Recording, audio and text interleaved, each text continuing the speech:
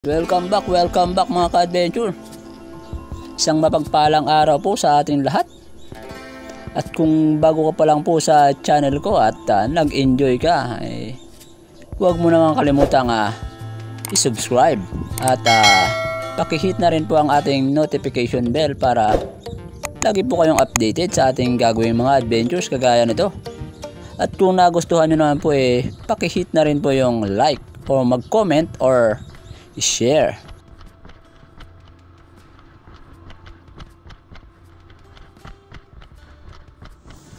Siyempre, bago tayo sumakay sa bangka, bili muna tayo ng ating ice para sariwang sariwa yung ating isda na ibebenta sa palengke mamaya.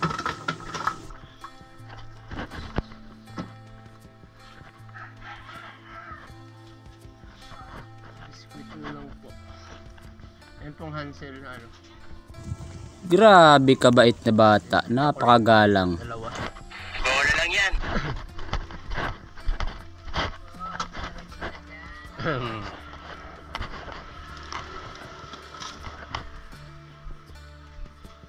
Magkano ang bata?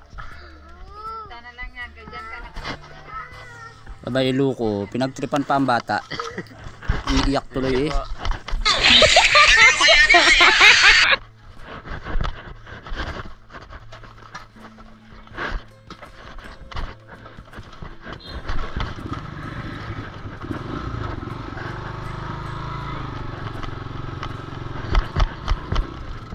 Siyempre, habang bumibiyahe, kain muna tayo ng biskwit para may laman yung ating tiyan dahil hindi tayo nag-aagahan o nag-aalmusal tuwing magdadive tayo, kaya ito, biskwit lang muna. Nice.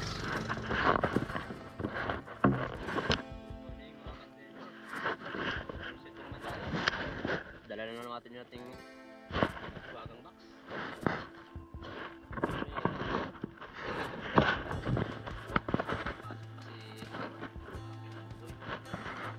Ito po yung spot kung saan may nakita sana akong GT.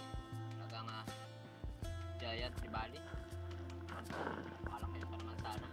Kaya lang hindi ko natira dahil nung nakita ko papalayo na siya. Subukan natin dito kung bahaya niya ba ito, kung babalikan niya yung spot kung saan ko siya nakita. Mga ka-adventure, samahan niyo ako. Ito yung ating unang spot. Subukan lang muna natin dito. Let's go. First dive mga ka-adventure, warm up dive na rin. Dito lang tayo sa parting mababaw. Hindi ko muna nilapitan dyan yung spot o yung area kung saan ko nakita yung GT o yung giant tribali. Dito lang muna ako sa tabi nag warm up. Nagbaka sakali na rin na makakuha tayo ng ating unang isda. At ito sana may lumapit na Spanish flag snapper o Manila noon. Kaya lang medyo mailap, masyadong malikot, kaya ang hirap targetin. Baka hindi natin tamaan.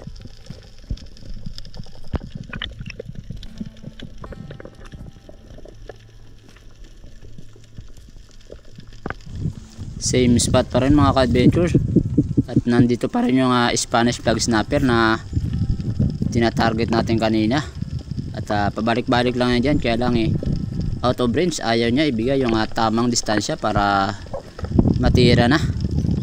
At siyempre dito banda nung nahanapan ko siya ng magandang timing at kuha na rin yung tamang range, siyempre hindi ko na pinatagal, kinalabitan na.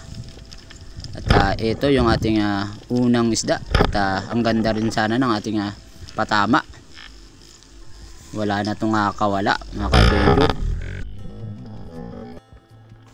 At pagkatapos ko palang ma-secure yan mga ka-adventure at mailagay sa bangka, nakailang dive pa ako dyan nasa mismo sa spot kung saan ko nakita sana yung GT o yung giant tribali. Kaya lang wala akong nakita, kaya ang ginawa ko, lumipat na ako sa isang spot kung saan ako nakakuha ng red bass na maliit. Kung naaalala nyo yung nakaraang upload natin mga ka-adventures.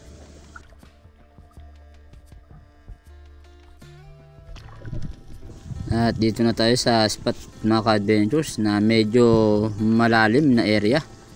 At drop shot lang itong ginawa ko dito sa isang Maurice Perch o kanlay. Medyo maliit pa pero kinuha ko na dahil pandagdag pa rin ito sa pambenta o kaya ay ating pang ulam.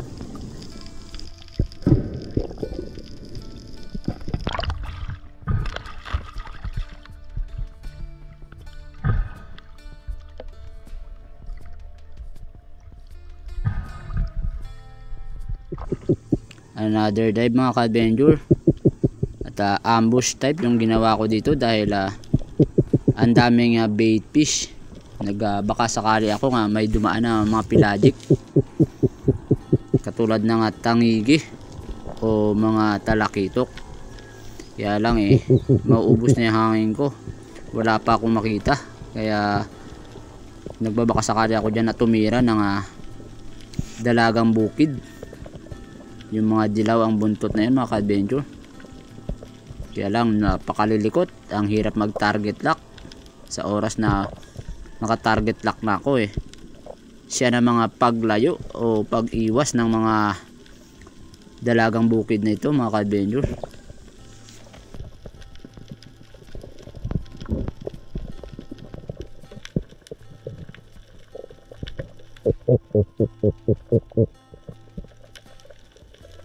Ambush pa rin mga ka-adventure na may napadaan ang mga bluefin trevally. Good size na rin yan, kaya lang ang hirap mag target lock, napakalikot. At meron pa mga kasama sana yan dyan sa bandang ibaba, marami sana yan sila, kaya lang itong ilang piraso lang yung umaakyat dito, kaya dito na lang ako nag focus sa isa sa kanila. At syempre nakuha natin mga ka-adventure. Kaya lang medyo mataas ang ating patama. Napakalikot kasi ng isdang ito.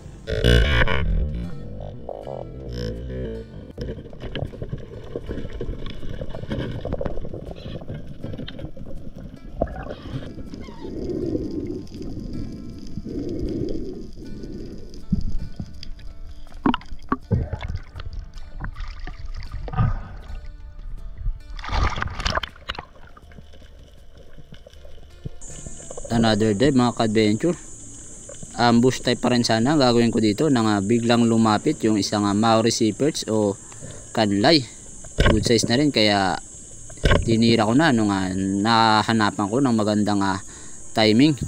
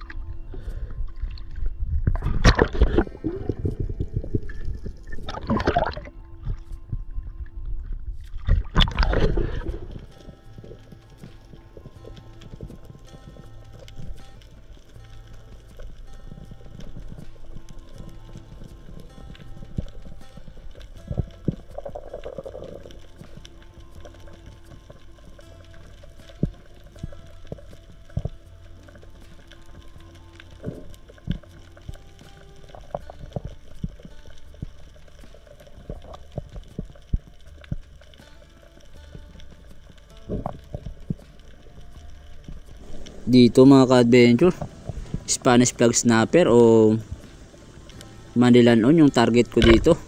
At nung tinira ko sablay, hindi ko napuruhan. Ang nangyari tuloy nakawala. Sayang.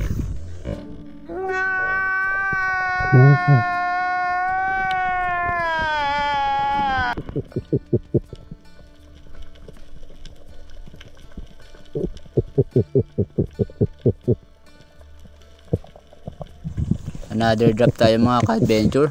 Free pull lang ako dito nang may umaligid-aligid agad sa aking harapan na mga yellowtail trevally. Kaya eto, nag-focus ako sa isa. At nung nakuha ko yung tamang distansya, kinalabitan ko na. At hindi naman tayo nabigo. Nakuha natin yung isang yellowtail trevally o talakitok. Dagdag na rin to sa ating ipangbibenta mga ka-adventure.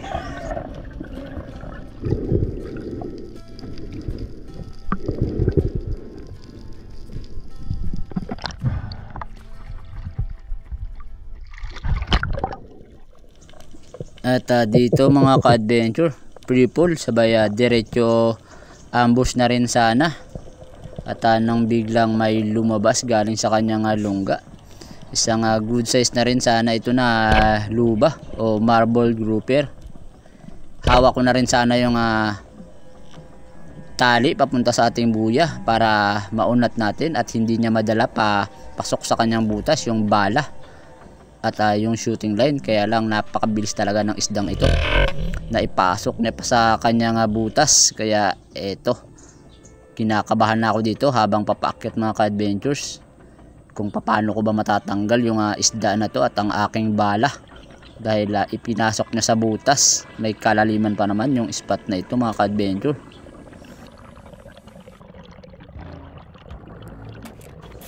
At ang layo pa ng bangka natin mga ka-adventure.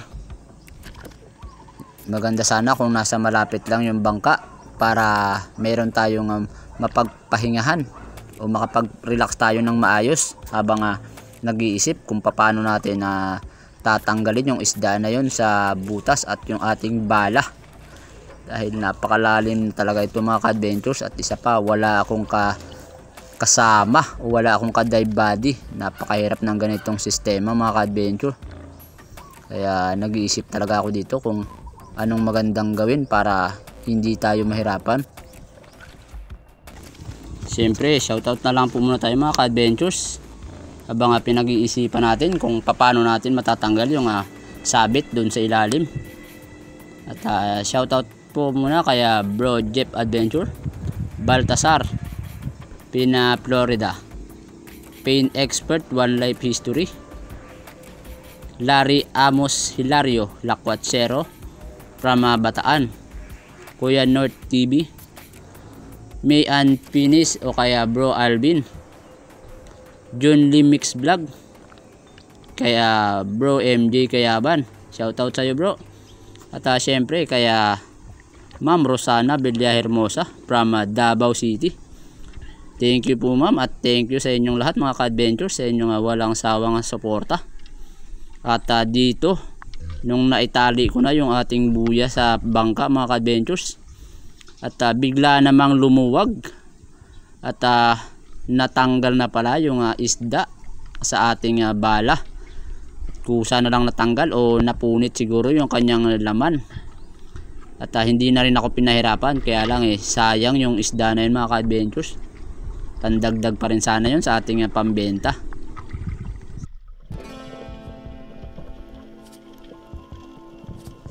Panibagong spot pala ito mga ka-adventures. Ito yung spot na kung saan ako nakakakuha lagi ng kanlay o Maori perch at Oriental sweet lips. Kaya lang sa pagkakataon ito Oriental sweet lips lang yung nakita ko, kaya lang sobrang ilap naman. Sa tuwing nakakadapa na ako sa ilalim o sa baba bigla namang pumapasok na sila sa butas. Pero pag nasa itaas pa ako nakikita ko pa sila na paikot-ikot lang dyan sa bato na yan. Kaya hindi ako nakabawas sa kanila mga ka-adventures.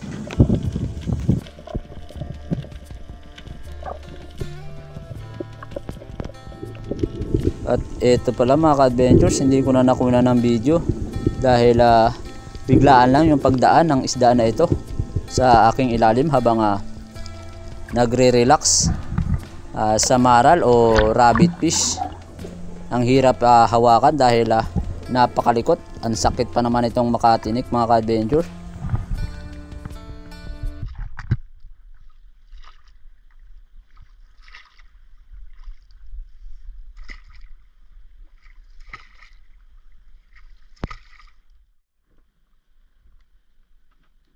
Hali na mga ka-adventure, 11:57. Kain na muna tayo mga ka-adventure. Ito yung ating baon, tokong at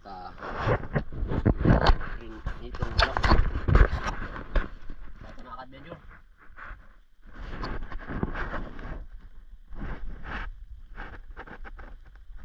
Lagay nga pala ako ng tolda o ng trapal dahil sobrang init at wala ng hangin. Kalmadang kalmada mga ka-adventure. Init.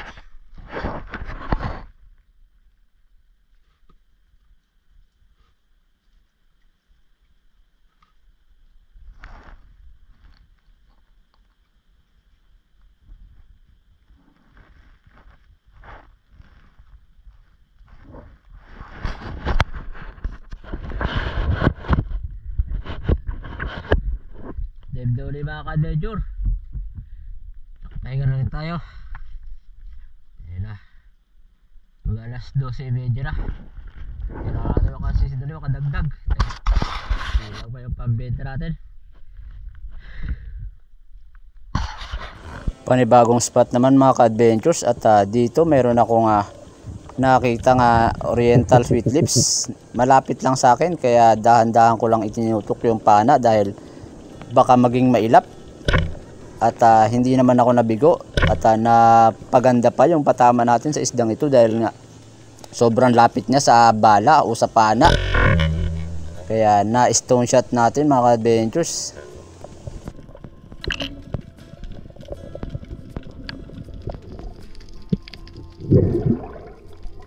At sa sumunod na dive ko mga ka-adventures, isang red bass at inabangan ko na sa kabilang side ng bato.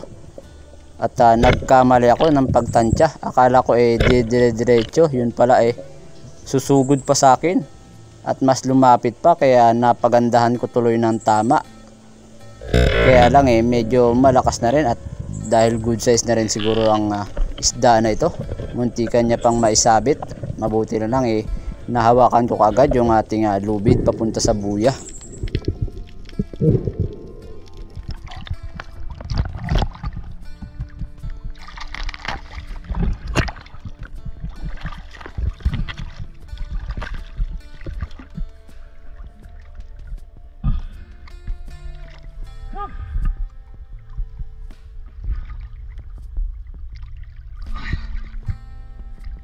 Malaki-laki na ito mga ka-adventure. Good size na talaga ito. Red bass. Nakadali na rin tayo. Yung isang araw na napa natin, maliit yun. Ganda natin mga ka-adventure.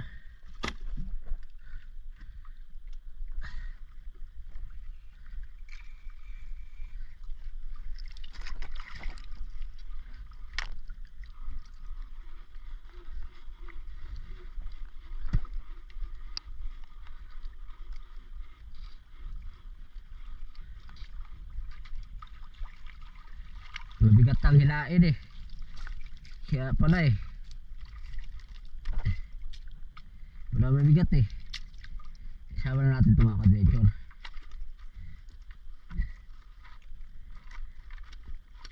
Pulupot pa pulupot pa.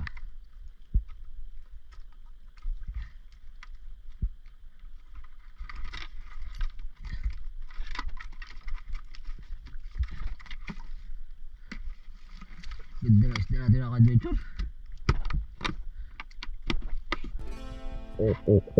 Another ambush mga ka-adventures nang may lumapit na Spanish flag snapper o manilanon.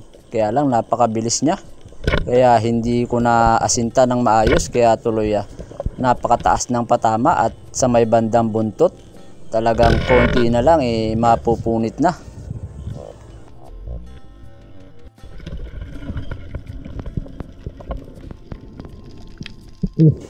At dito mga ka-adventures, nung nahawakan ko na yung isda agad ko na niyakap at inipit ng aking hita para sigurado nang hindi makawala. Kaya lang nasugatan yung daliri ko sa hinlalaki ng kanyang pisngi o yung kanyang malapit sa hasang dahil napakatalas nito.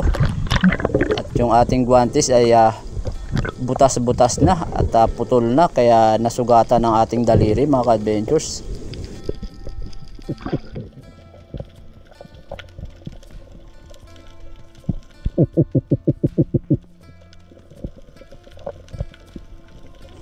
Another spot mga ka-adventures at napakalabo na ng spot na to.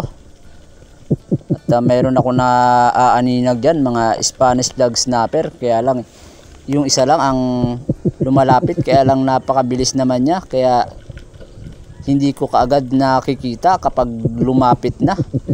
Kaya hinanapan ko ng magandang timing at magandang pagkakataon para matira na. Dahil sayang din yung isda na to, may kalakihan na rin pa naman sana. At medyo lumalakas na rin pati yung agos sa time na ito.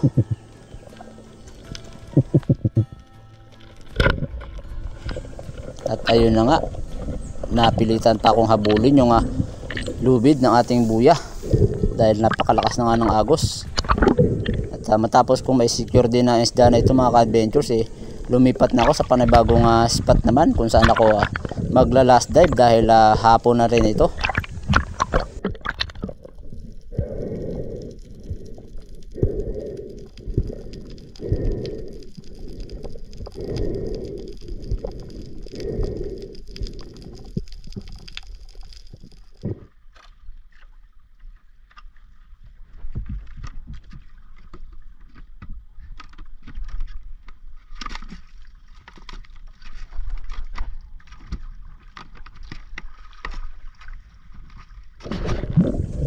Last spot mga ka-adventure, nais ko na muna yung pagkakasabit ng pondo dahil last dive na sana natin ito, baka iwanan pa tayo ng bangka, mahirap pa lumangoy pa uwi.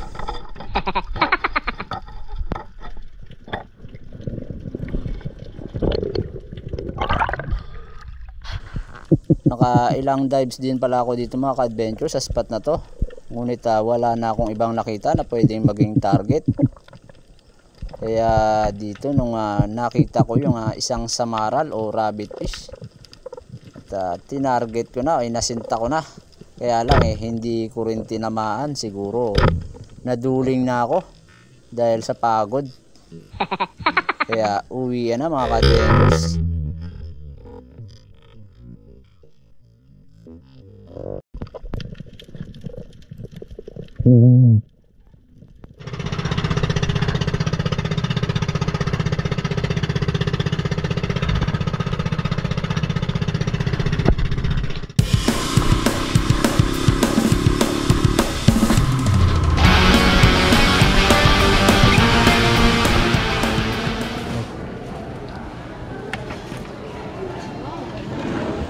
Yung bunso ko pala ang kasama kong naghatid dyan sa buyer namin mga ka-adventures at hindi si Apot dahil may pasok si Apot nung time na yan. Kaya yung bunso lang muna, si Ningning, yung aking isinama sa pag-deliver dahil walang maghahawak ng balde sa likuran ng aking motor. Sabi, nakalim lang niya.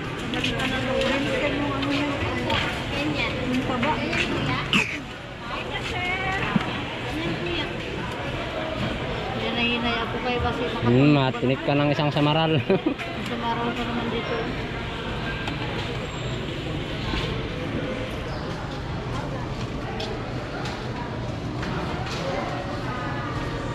Eh, 4.7. 4.7. Magparkiring daw siya. Kumita rin pala tayo dyan mga ka-adventures ng 700. Saktong-sakto, mayroon na tayong pangbaon sa mga bata. Shoutout din nga pala kay Ate Basyon at kay Kuya Sunny Boy na bumibili lagi ng ating isda.